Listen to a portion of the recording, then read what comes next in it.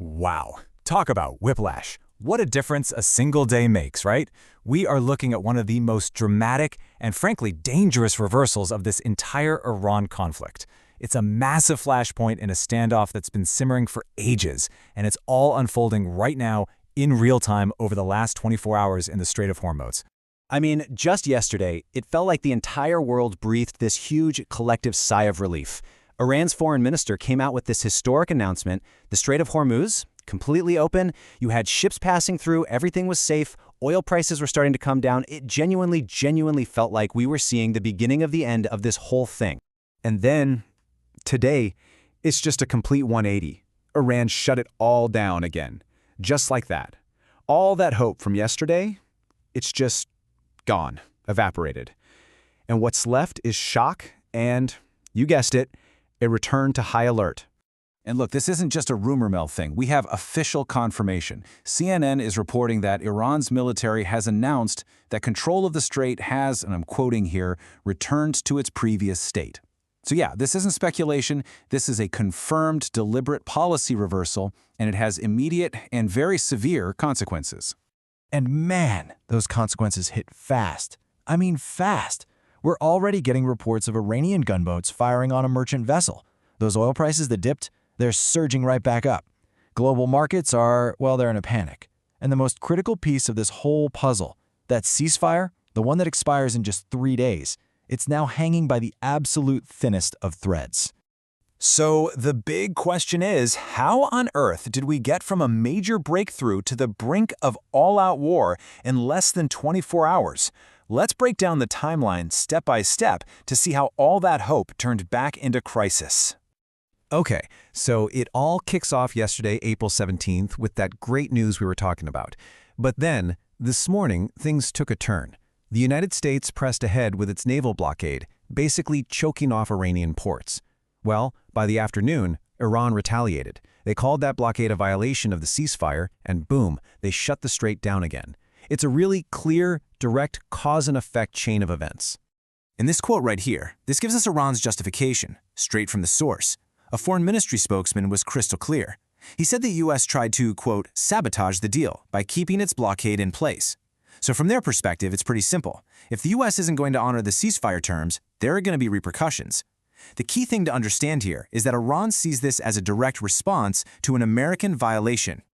All right, so let's get into how this is escalating into a real-world conflict. Because this isn't just a diplomatic spat anymore, not by a long shot. This has escalated to actual gunfire on the water, and that means some very dangerous red lines are being crossed. And the danger here is immediate. It's tangible. We have confirmed reports that an Indian-flagged vessel, the Sanmar Herald, was fired upon. And get this, it happened after it had already received clearance to pass. Then, separately, we have another report, an unidentified container ship taking damage from a rocket attack. I mean, this is not a drill. The world's most vital energy shipping lane is once again an active war zone. So in response to all this, Iran has laid out 3 really clear, and they say non-negotiable, conditions for reopening the strait. Okay, so first, only commercial ships, nothing military. Second, no military vessels or cargo linked to what they call hostile nations. And third, every ship has to use designated routes and coordinate directly with Iranian forces. And the big sticking point? As of right now, the United States hasn't agreed to a single one of these. And just to underscore how serious this is, Iran's Supreme Leader Mojtaba Khamenei issued this direct warning today.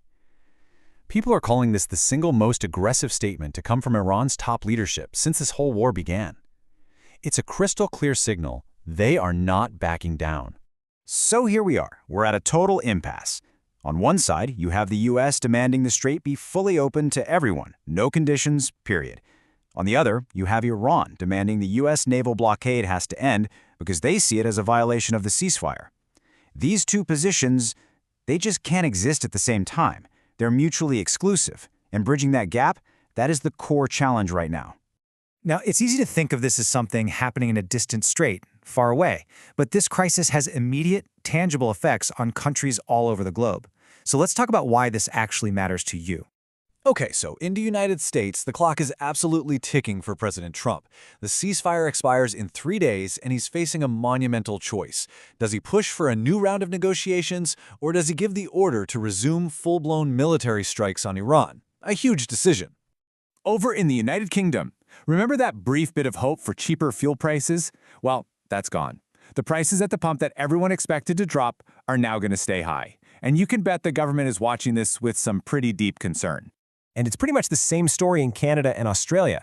There was this expected $10 to $20 drop in oil prices per barrel. Yeah, that's been completely reversed. So consumers there are going to keep paying those record high prices for fuel. And then you've got a country like Germany, which is so dependent on stable energy.